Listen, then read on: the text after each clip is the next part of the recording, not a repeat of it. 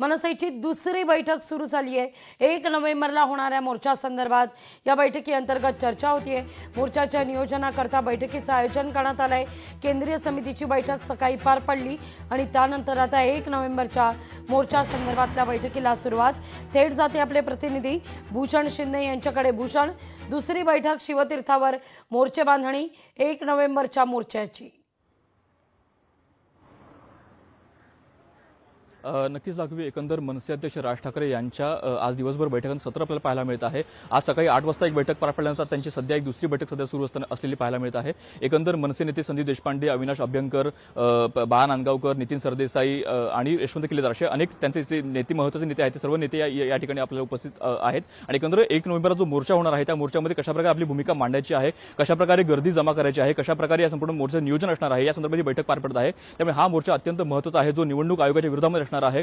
सर्व विरोधी पक्ष संपूर्ण मोर्चामध्ये असणार आहे, त्यामुळे मनसेची एक वेगळी ओळख किंवा मनसेची वेगवेगळी छाप या संपूर्ण मोर्चामध्ये कशाप्रकारे निर्माण होईल अशाप्रकारे देखील सध्या आपल्याला प्रयत्न केलेले पाहायला मिळत आहेत। त्यामुळे आजची ही बैठक सध्या सुरू आहे। स्वतः राज ठाकरे संपूर्ण बैठकीत त्यांना संबोधित करताना पाहायला मिळत आहेत।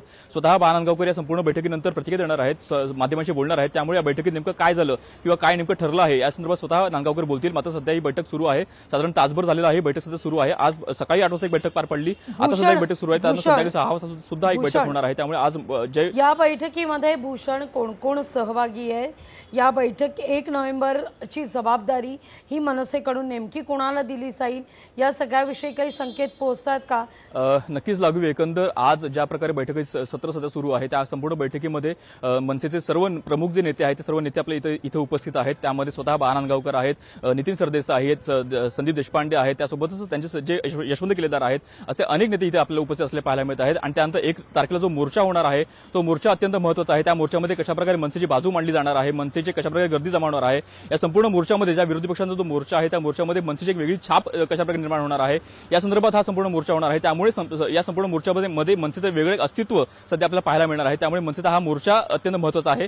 त्या मोर्चाच्या अनुषंगाने आजची ही बैठक पार पडत आहे। स्वतः राज ठाकरे संपूर्ण मोर्चामध्ये संबोधित करत आहेत। एकंदर प्लॅनिंग कशाप्रकारे असेल, संपूर्ण मोर्चामध्ये गर्दी कशाप्रकारे खेचून आणायची आहे या संदर्भात सध्या चर्चा होत आहे। अनेक राज ठाकरे अनेक सल्ले त्यांना देताना पाहायला मिळत आहेत। आणि साधारण या बैठकीनंतर स्वतः बाळा नांदगावकर जे त्यांचे प्रमुख नेते आहेत मनसेचे, ते स्वतः या संपूर्ण बैठकीनंतर स्वतः मीडियाशी माध्यमांशी बोलणार आहेत। त्यामुळे या बैठकीत नेमकं काय झालं हे आपल्या बैठकीनंतर स्वतः नांदगावकर सांगणार आहेत। लागवी अगदी भूषण, धन्यवाद तुम्ही दिलेल्या कोणाचे सविस्तर माहिती करता।